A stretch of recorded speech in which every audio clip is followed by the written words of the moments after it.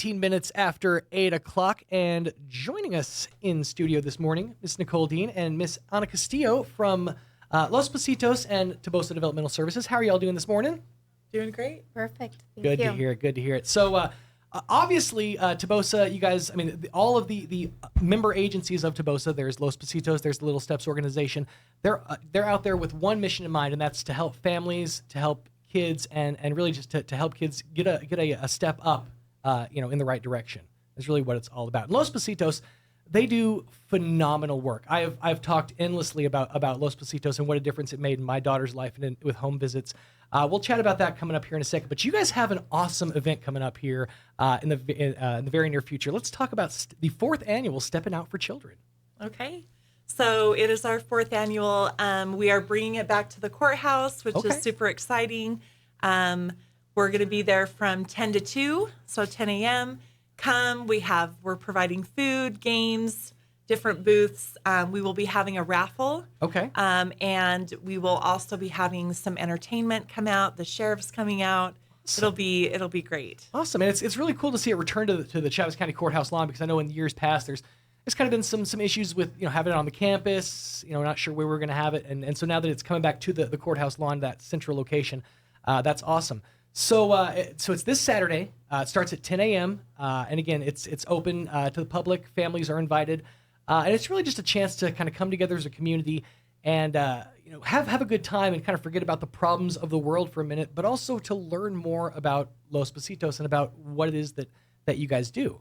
Exactly. And what it is that you guys do is make miracles happen. I mean, let's be honest. You guys, for those who don't know, Los Pasitos is an organization that works with families who have kids who are on the spectrum, who have developmental delays.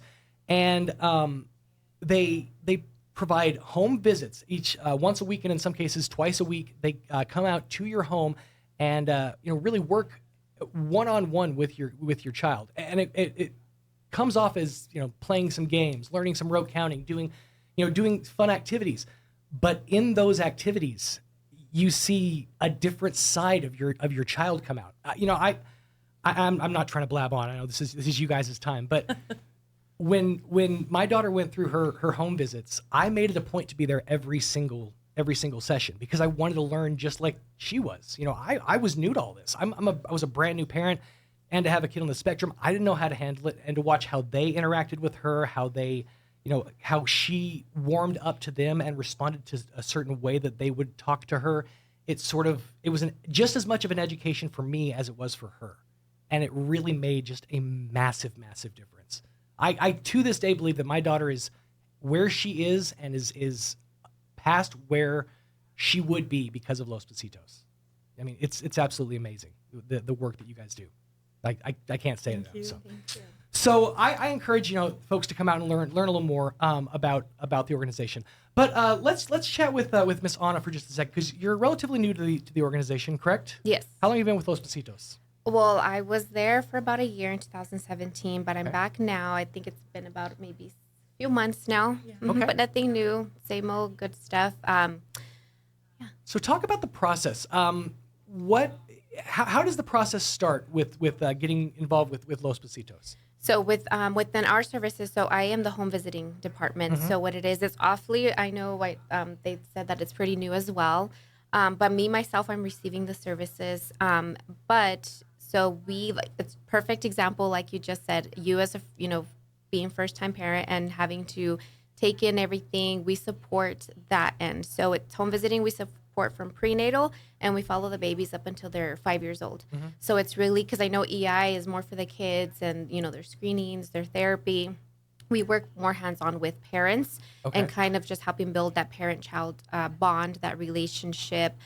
There's moms that, are doing it alone. So we kind of go in, make sure they're okay, getting them connected to resources that they need. Mm-hmm. And as well, like you said, perfect example, you're wanting to learn a little bit more, and then how you're taking it on as parent. And so some of the services too we offer, we get connected with other resources that they're going to need. But we also go out to, like right now, I'm servicing a mom in Lovington. Okay. Some of the girls are servicing Artesia and Carlsbad and Hobbs area. So we do go out there. I know we're trying to get connected with Roosevelt County as well. Okay. So just helping them build a child-parent relationship, just getting them a better, how can we better you, help you understand your child, things like that. We do curriculums as well, nurturing parenting kind of stuff. Gotcha. And it really starts with a discussion with your child's pediatrician, essentially. If you see something is maybe not right, if maybe you've witnessed your child not hitting certain milestones, these are things that would raise questions, and you should talk to your pediatrician at that point. And they're the ones who can get in contact with Tobosa and then get in contact with Los Pasitos. With us, yes. With as far as with home visiting services, a referral can come from anywhere. Okay. Anyone can make a referral. It doesn't need a specific diagnosis or anything, so anyone can reach out to us. Gotcha. Okay, that's awesome. Now, it's different being back to this side of things, because we just went through. I've used the term BC before Corona, and now we're AP after pandemic. So we're sort of kind of back into this new normal. And I know for a while home visits weren't a thing at all. I mean, what an adjustment to have to teach kids how to stack and do rote counting through Zoom. I mean, granted, they're learning technology in the process, but it's such a different thing. So talk for a second about how the difference between like the Zoom call or the impersonal Zoom experience versus actually being there in the home. Definitely. I know I'm grateful that we do have that opportunity as well, but sometimes we just don't get that connection. There's Right. not that hands-on. I'm a hands-on learning type of person. So to be able to be there with the families and do hands-on activities, let's do some sensory bins. Let's do with this, let's do some screenings. Let's do, I feel like it's just not the same. You don't connect the same way that you would in person. So definitely we get more interaction. And what's great is, for those who haven't experienced it, at least when I experienced it, is you guys bring the team and you guys bring the tools. I mean, there was like bins that they would bring in the house with just all these like different toys, different balls, wood blocks to stack, different colors to match together and stuff. And all of these things, had a purpose. They were for something. They were to teach a certain, what looked like a skill, but also to teach a certain concept that was able to make a connection in the brain, that this leads to this, and that was really something. So I mean, it's not like you're asking parents to like jump in with both feet. You guys bring as much of the comforts as you guys can. Yes, I know. So even for my son, he's about 1 year old and is receiving therapy. So like you said, those bins, sensory bins, the scooping. He's not much of wanting to do the textures and stuff. So even adding basic beans, and then you have some like holiday, like little knickknacks, and then just the scooping. The scooping goes a long way with his fine motor. He tucks in his thumb a lot. So just getting him to extend that goes a long way, like you said. Those sensory tubs, after I kind of learned a little something, I sort of built the front room of my house at the time as like her playroom. So I put a tent in the corner. It was the sensory tent. There was like different bins in there. I think I had like some kinetic sand in one, and then like some Orbeez in the other or something like that. And that sort of became like her hideaway. Like when she would get overwhelmed, when things would get to her, she could just go in there and hide. And it was just as much a lesson for me as it was for her, as how she processed things, and I was reminded of it too, because like, I'm 38 years old. I'm a full-grown man, but I still have to fight the urge when I'm walking through the grocery store to put both my hands in the bin of the beans. Am I the only one? Every time I walk by the thing, I just want to go. I just want to do this. I know we're not supposed to. It's not socially acceptable, especially not in post-COVID times. But there's that element in all of us that we just want to, get into our hands into a bin and just kind of focus on that and nothing else, and close the world off. And that's a concept that I didn't, wouldn't have learned had it not been for Los Pasitos. Right.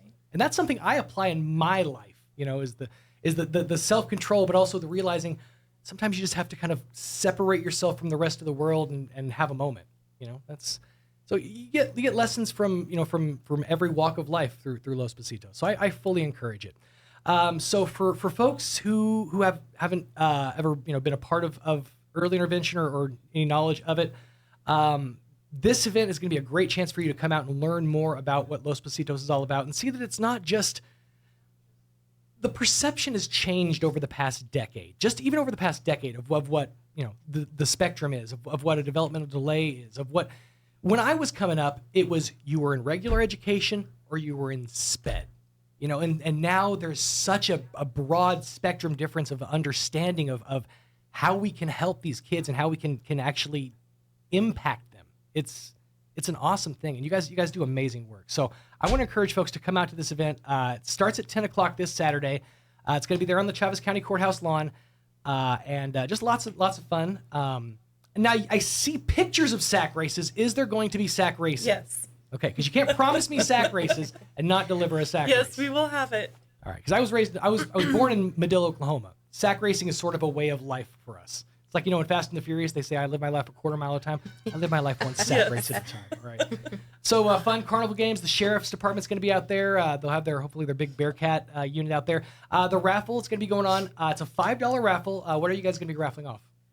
Bikes, okay. Gift baskets, gift cards. Awesome. So lots all kinds of things. Yeah, cool. Lots of stuff. Very cool. And it's $5 to get in that raffle, and every single cent that's raised for this benefits Tobosa, benefits Los Pasitos, and all the work that they do. And folks, I want to encourage you to come out. It's other than the raffle, it's absolutely free. Yep. It's open to the public. It's bring your family, have a good time. Just put the world on hold for a quick second. That's really what it's all about. You're gonna have entertainment out there. Yeah. So who's gonna be out? We're gonna have Goddard Dance Team. We Nice. have Legacy Dance Academy. We also have the Studio Plus coming out. Okay. And we also have a Folklorico group coming out as well. Awesome. Awesome. And Way Off Broadway is going to hit us up with some numbers. Okay. So very cool. fun. So just a chock full of entertainment. Nice. Yeah. I like a lot of good dance. So very cool. So come on out, folks. It's this Saturday, 10 o'clock to 2 o'clock there at the Travis County Courthouse lawn. Stepping Out for Children, the 4th annual. Have we done 4 of these? Yeah. That is awesome. I'm pretty sure I was at the We planning. did. We missed one during COVID, Yeah. and then last year we had it on our children's campus, which was much more intimate. Yeah. But it wasn't the full exposure. See, I was part of the planning committee for that Exactly. one, and so it's good to see us coming back to the courthouse and kind of back out into the public eye a little. Absolutely. So awesome. Well, ladies, thank you so much for your time. We appreciate having you, and good luck this weekend. And keep doing what you're doing. You're absolutely doing working miracle work, as I like to say. I really appreciate everything you guys do. Thank you. Perfect. Thanks Thanks you. again.